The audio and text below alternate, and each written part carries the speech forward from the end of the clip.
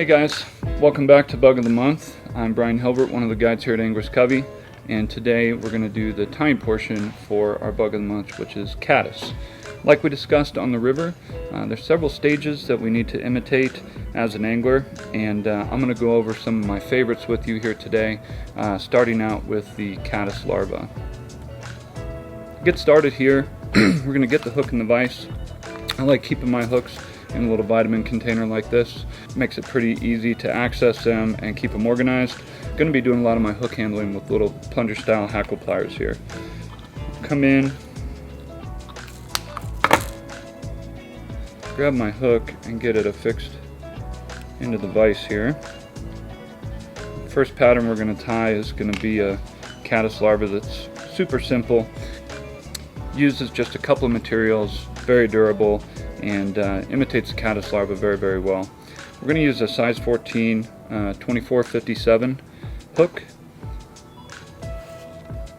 We're also going to use some hairline standard tubing in olive brown, UTC 70 in white.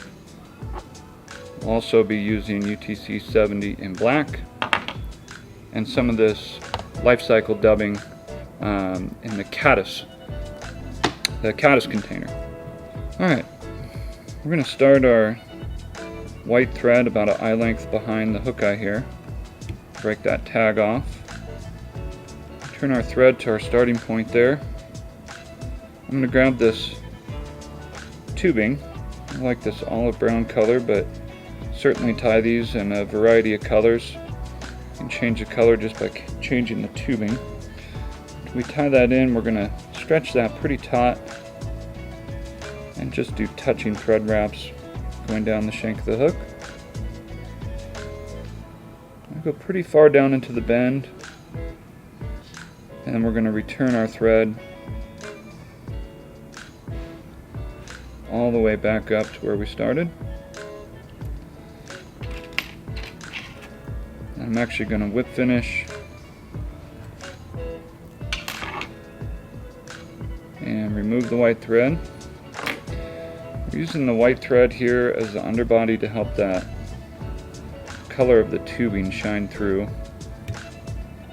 We're going to start our black thread right behind the eye. And then we're going to start wrapping this tubing forward. And I want to be kind of slightly overlapping if I can. It's going to give a nice segmented body. Using about medium tension here, all the way up to our starting point, and then we'll capture that with a tight turn. A few more wraps in front and behind, and I'll stretch that tubing and trim off the excess there. One thing I do to help keep that tubing in place here, put a little super glue on my thread and just wrap that glued thread right over that tubing, and that'll help kind of lock that in as it seeps down and prevent that tubing from ever slipping out.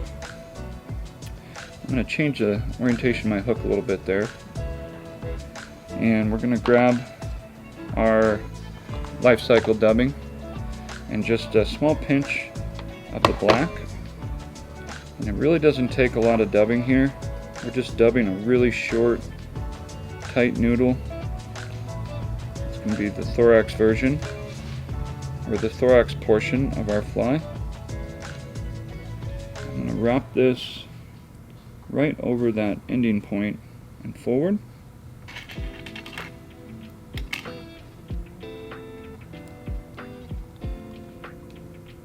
And to finish the fly, I'm going to just put a little bit of glue on the thread. Grab my whip finish. Just finish the fly with a 4-turn whip finish there. It's a very simple caddis larva. You can come in with your dubbing brush and kind of pick some of this out. Coax those down a little bit and trim those a little short just to imitate some legs. But that there is very effective, very simple caddis larva. This can be tied in a wide variety of colors, as I mentioned. I'll do it in rusty brown, tan, regular olive. I really like this brown olive color. Super durable fly. You can catch a dozen fish on this thing and put it right back in your box. Holds together really nice and imitates that caddis larva very well. So the next pattern that we're going to tie is one of my favorite droppers to use when fishing a dry dropper. As in the fishing portion of the video, also use this a ton as the weight system in my nymphing rig. We're going to tie a Cased Caddis, and we're going to do so on a jig hook with a tungsten bead. Cased Caddis, in my opinion, is one of the most underutilized patterns when it comes to imitating the caddis. I'm sure you've been out fishing before and nymphing along, and you pull up your flies and you have these little dark tubes stuck on your flies. Those are Cased Caddis. They are everywhere in Colorado's rivers, and especially our freestones. This pattern we're tying today is just super simple, something I spun together here one evening. Been fishing it this way a long time, and it works very well for me. We're going to use a Firehole 5/16 in size 14, and I'm just going to use my plunger style hackle pliers to grab the hook here. It makes it super easy for grabbing the bead and getting the assembly in my vise here. This is a 2.5 millimeter black nickel tungsten bead, and I'm going to use 70 denier fluorescent green thread. Just going to start out by building a little thread dam behind the bead here. That'll keep our bead in place. First material I'm going to tie in is this extra small black wire. If you go bigger than this, you can certainly use a small size. I like to keep things on the slender side here.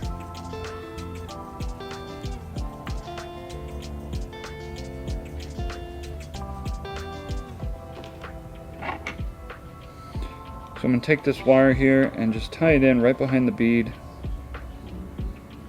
Work that down the shank of the hook. Let thread tension carry that to the far side. You can see that it's there on the opposite side of me. And then I'll just return the thread to the back of the bead. The next material we're going to use is some turkey tail. And you can use pheasant tail here. I tend to lean towards using turkey tail as it's just a little bit darker.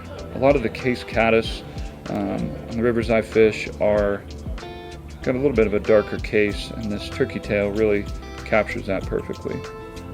So I grabbed about 4 or 5 strands here and clip the tips off, which are pretty brittle, and that gives me a nice square tie-in point. Just going to put that right behind the bead and wrap that down all the way to where we ended with our wire, and we're going to return up to the bead. As you saw in the fishing portion on the river, when we were looking at Cased Caddis, they're very carrot shaped and have a really distinct taper to them. And so I want to make sure that my Cased Caddis imitates that profile, and the way I'm going to accomplish that is by building a tapered underbody with my thread. Now I'm going to spin my bobbin counterclockwise if I was looking down on it, and that's going to flatten the thread out and help give me a nice smooth underbody. I'm going to wrap down about 3/4 of the way, and then I'm just going to return back to the bead and flatten it again. This time I'm going to go about halfway and return back to the bead, and then I'll go 1/4 of the way.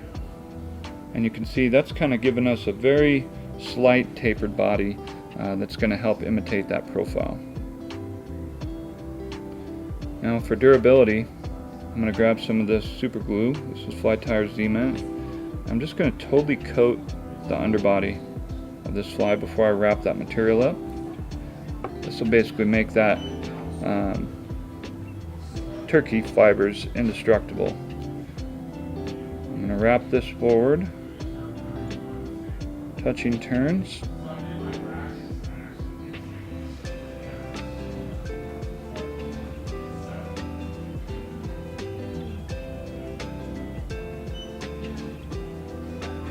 all the way to the back of the bead. Capture that with just a couple turns of thread. And then trim away those butt ends. I'm going to take my wire here and I'm going to counter wrap it, so turn it the opposite direction that I turned my turkey fibers, and that's going to really lock that in and make it basically indestructible. Kind of evenly spaced wraps with this wire, pretty snug, and right behind the bead there. Just capture that with a couple turns.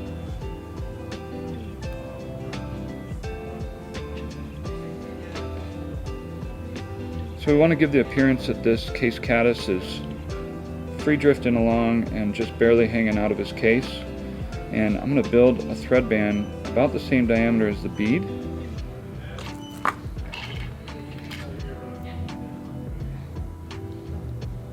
Once I have that collar built, I'm just going to throw in a whip finish. Broke my thread there, but it'll be alright. And just to finish her off, again, we want this to be super durable because it's going to be pounding the bottom, and the fish are really going to be chewing this thing up. So I like to go in and coat this with some Solarez bone dry. And just cook that.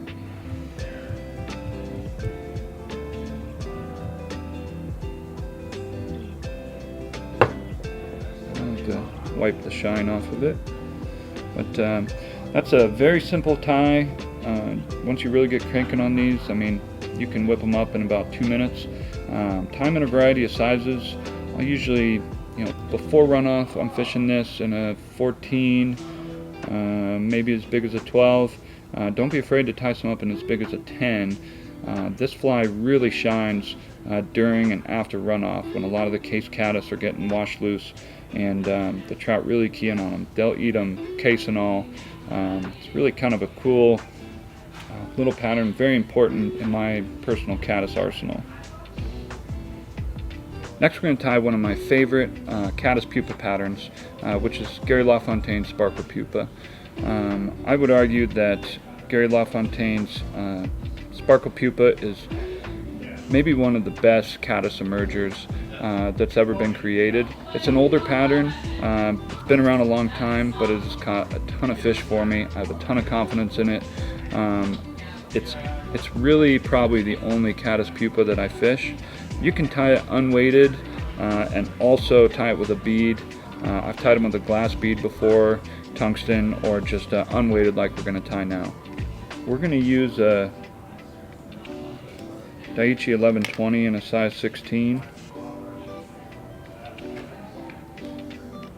And UTC 70 in black for a thread. I'm going to start this again about an eye length back. Just break off the excess there. And the magic material that makes the pattern is this Antron yarn. This is in a cream color. You can change the color of the Antron. I'm pretty partial to the cream, but I've also had success with white and doing kind of an amber color as well. I'm just going to capture that right at our starting point, and the abdomen of this is going to have this Antron material kind of glow around the fly. And so on these smaller sizes, what I'll do is take this and just push it down so it splits the hook, and then I'll wrap it back. And so that'll allow that Antron to go around both sides of the hook. I'm going to go into the bend a little bit here and just let that hang off the back. Next, we're going to dub our abdomen, and I'm going to use this Life Cycle caddis dubbing again. Really like this. It's got quite the variety of colors, any color you could ever want to imitate. Today we're just going to do the regular green color, kind of a Mother's Day Mother's Day caddis color. So I'm going to dub this in kind of a short noodle. I'm going to dub it in kind of fat and heavy.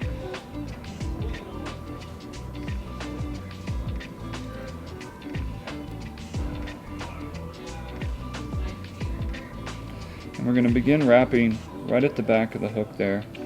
And I want this to be kind of a teardrop shape where the back end is fatter than the front. So you can see there how this is really plump back here and it kind of tapers forward. Caddis pupate, they have that kind of teardropped rear end where their back end of their abdomen really expands. I'm going to bring that up. I'm just going to go just a little more. It's about the 2/3 point on the hook here.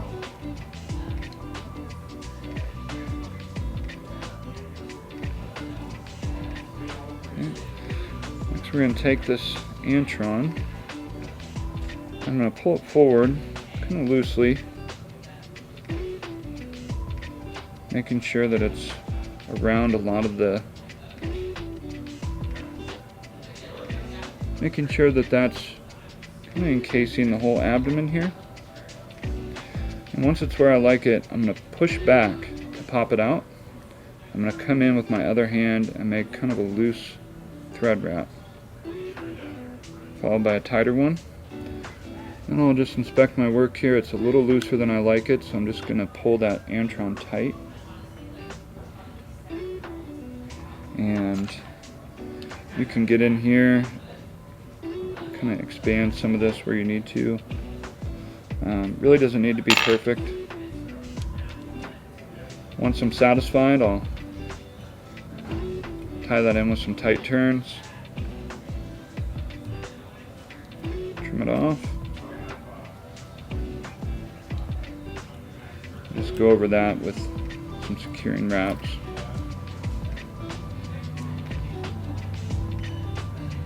Again, I like to reinforce a lot of my flies with super glue. I'm just going to wrap that right where they connect so those antron fibers don't ever pull out. Okay, abdomen looking good there.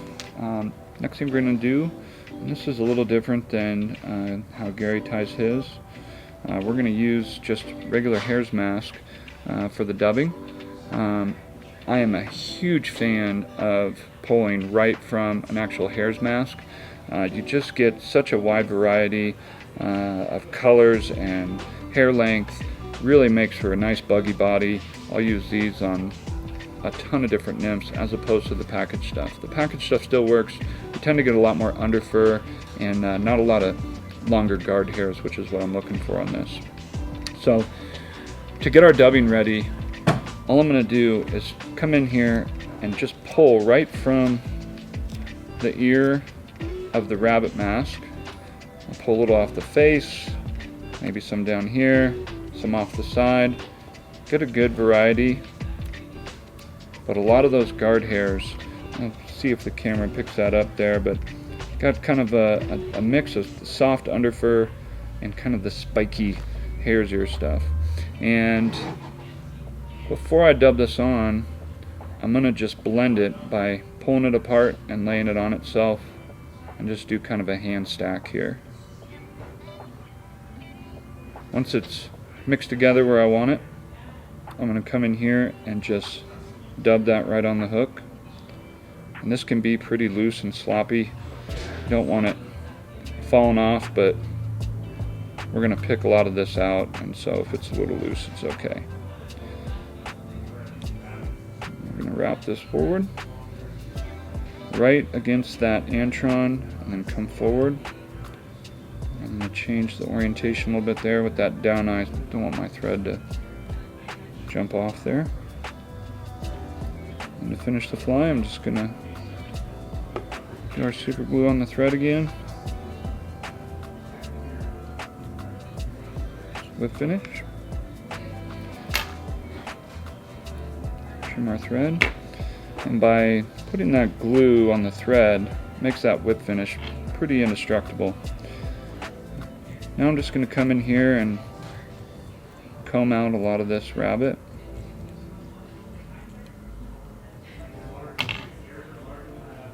Flick that back. A little bit of it's going to come out, and that's okay. That's kind of the look I'm going for there. So really simple, quick tie, and very realistic as far as imitating that gaseous, expanding, pupating bubble that happens in their abdomen. The hare's ear gives us the appearance of legs and antenna. This fly has a ton of movement. What I'd like to do is actually get it wet for you so you can see what this antron with the dubbing underbody looks like once it's in the water and wet.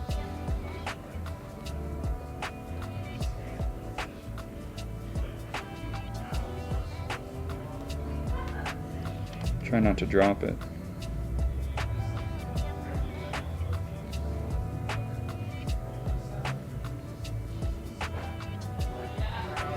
So really gives it that cool kind of glow effect.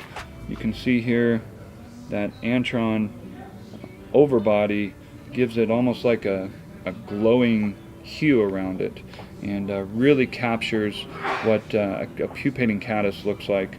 And I like the contrast of the hare's ear, dark thorax with the lighter toned abdomen. Gary really knocked it out of the park with this one. I've been fishing this fly a really long time. It's my absolute go-to.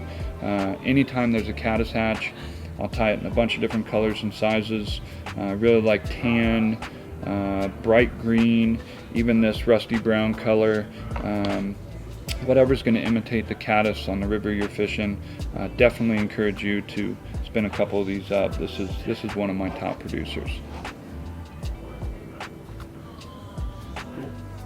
Alright, so the last fly that we're going to tie in our series here is one of my absolute favorite caddis patterns of all time, and that's Kelly Galloup's down caddis.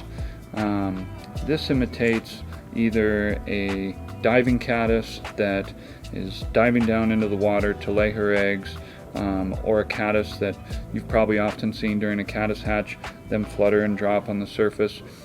Maybe the caddis came in a little bit too hot and has penetrated that surface film and is just fluttering just below the surface. Really cool pattern. You can fish it in a variety of ways. My favorite way is to hang this off the end of my dry fly, maybe 5 to 6 inches at the most. It's important to use a heavy wire hook here to allow it to sink a little bit, but more often than not, when I'm fishing that behind a dry, they're coming up and slamming that thing. We're going to tie this on a 2457 scud hook. This is a size 16. I'm going to use Burgundy 6.0. That's what Mr. Galloup uses.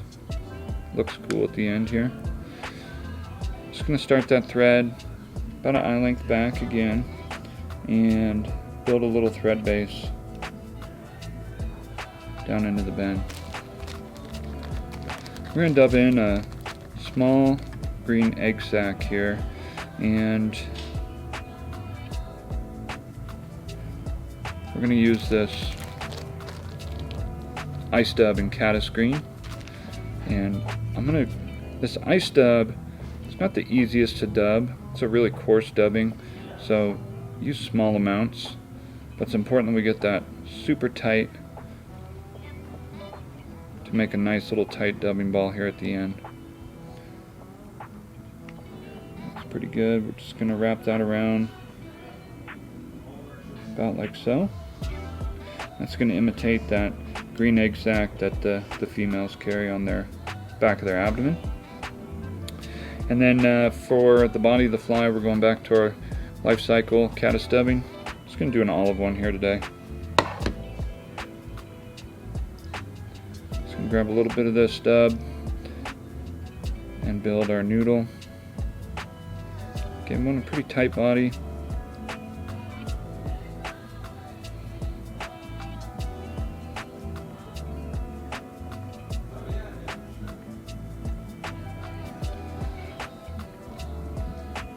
Start that right in front of that egg sac and then work this forward.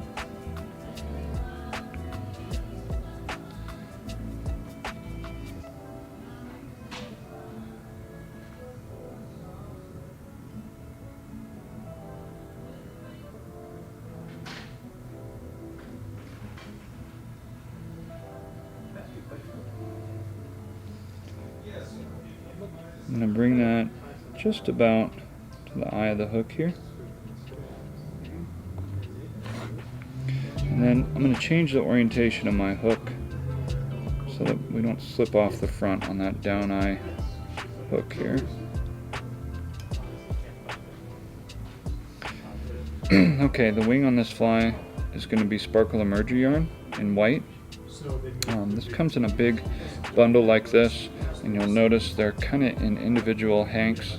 On a 16 like this, I like about half of one of these sections because we're going to fold this over.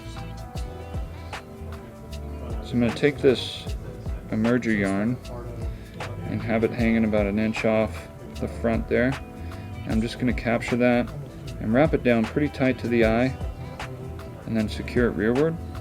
And then I'm going to fold it over itself and get another wrap or two close to the eye. There we go. And capture that with just a couple turns.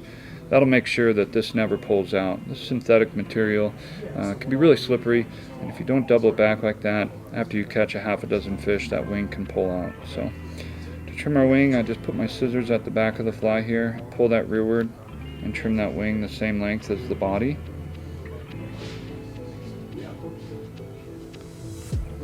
And you can do the wing in a couple different colors.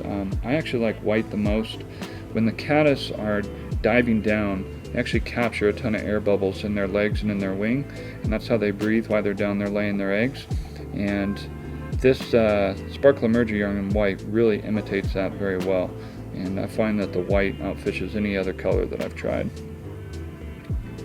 So the last thing to do on this fly is to do a partridge hackle, and I'm going to show you a little trick for using partridge when you don't have the right size partridge feather.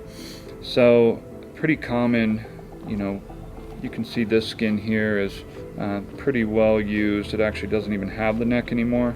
I've pretty much exhausted all the smaller feathers. So what are you going to do with all this bigger stuff? You can see like this feather here, that fiber is maybe twice as long as we need.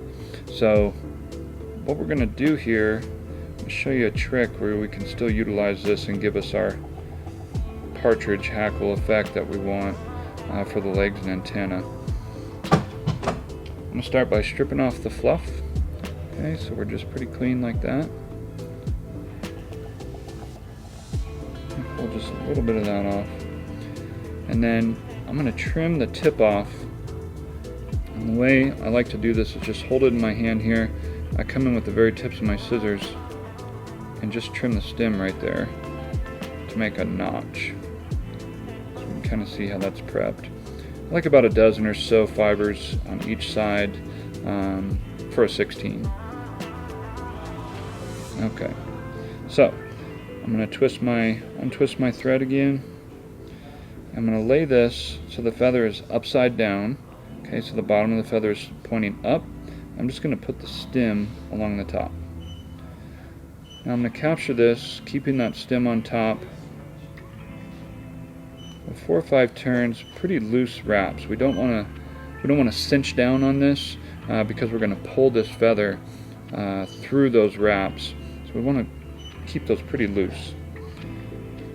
So all I'm going to do here is pull this to get those partridge hackle feathers to length.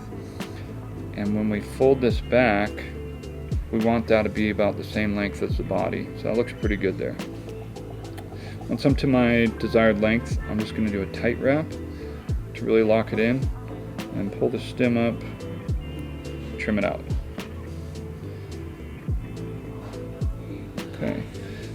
Now we're going to just separate these fibers.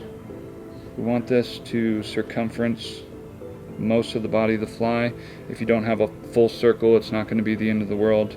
I just use my finger and kind of point them in every direction. And then I'm going to grab my bobbin here, moisten my fingers some, and just sweep all that partridge rearward. So I'm going to be all fingers here on the camera. And then we're going to capture that with a couple turns. And what that's going to do is give us a nice partridge hackle collar effect with the right length of fibers, utilizing one of those larger feathers.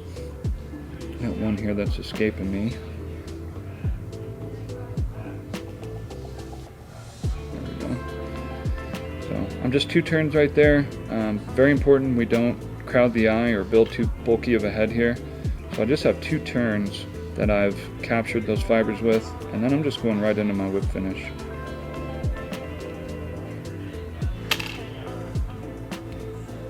Turn that thread off. And since there's a ton going on the head of this fly, we're going to lock it all in with some Solarized bone dry.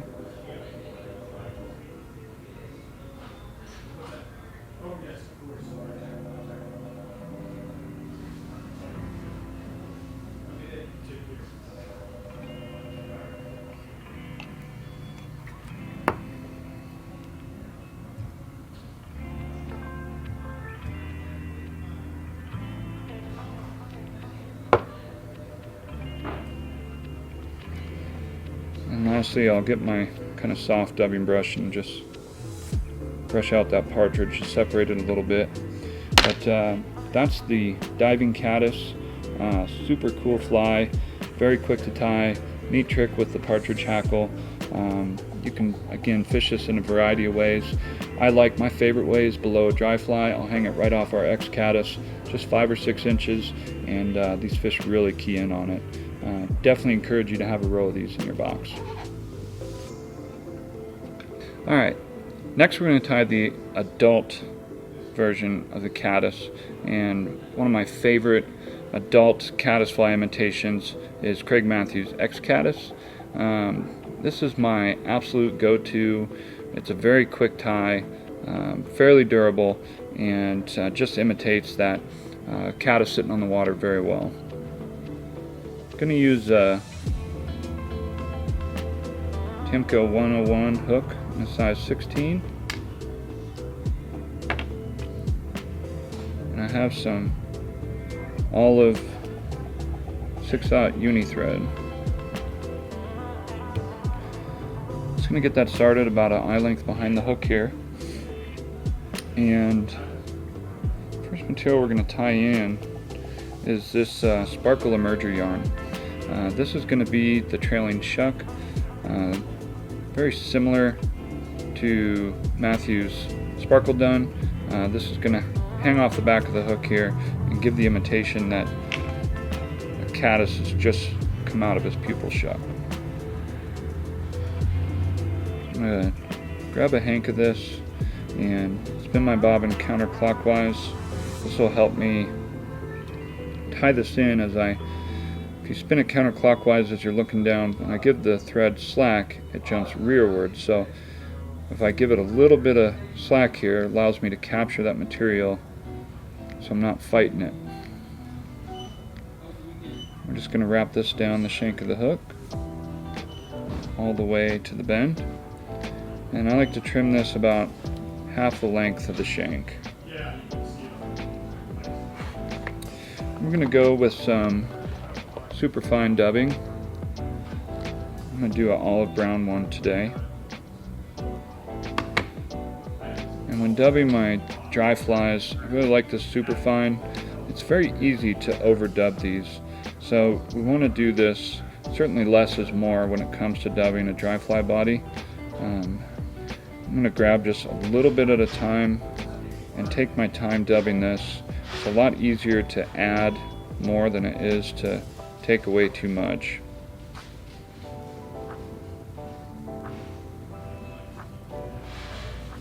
So I've got a nice tight noodle there. Start right at that shuck and just work my way forward.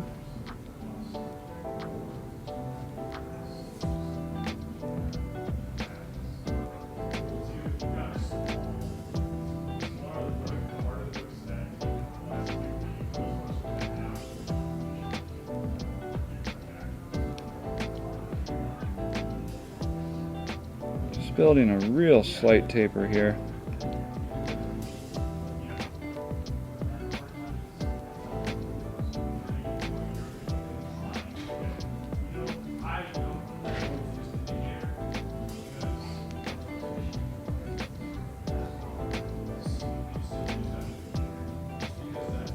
and go up and leave about a eye length worth of space right behind the hook here. Now for the wing, we're going to use just some short fine deer hair. You can use several different colors. I'll use the bleached hair sometimes. It's a little easier for clients to see. This is just natural colored deer hair. And I'm going to grab a pretty good sized chunk of this and trim it off tight to the hide. Now, an important step with this deer hair, before we tie it in, we need to clean it.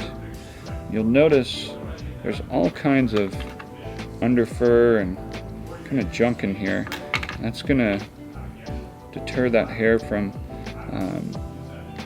binding to the hook properly. So I like this little Stonfo dubbing brush tool. It's got a nice little comb on the end. And I'm just going to brush out a lot of that underfur. If you don't have one of these, you can literally just hold it by the tips and flick it with your finger. Preen some of that out. But getting a lot of that underfur out is pretty critical. I'm going to grab this by the tips, just kind of bind it together. Now, unlike probably 99% of people that tie this fly or any deer wing or hair wing fly, I don't stack my hair. Back to Gary Lafontaine, he never stacked any of his hair. His theory was the caddis wing is not, a perfect sharp line termination point at the end. It's kind of ragged and haggard almost, if you will. So I'm just going to pull out some of the longer fibers that are in the way, and those tips are roughly aligned. It's kind of an unnecessary step in my opinion.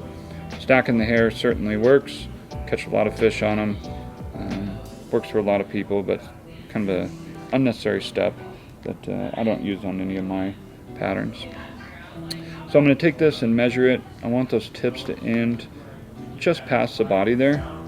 And I'm going to transfer that to my left hand and trim ahead of time those butt ends. So I'm going to come in here with my deer hair, twist my thread counterclockwise. Again, I want that to jump rearward. So I'm going to place that even with the front of the eye. I'm going to do a loose kind of collecting wrap here. I'm going to come around a second time and then pull to me. Okay, and that's going to give us that nice tight little head up front. I'm going to grab my tips again there, and I'm just going to wrap through those butt ends. And sneak all that up. Sneak a couple of thread wraps in up front.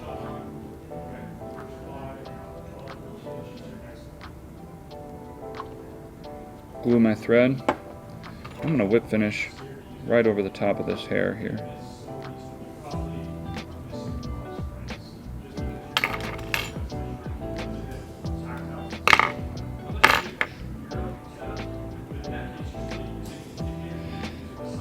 There you have the Cased Caddis.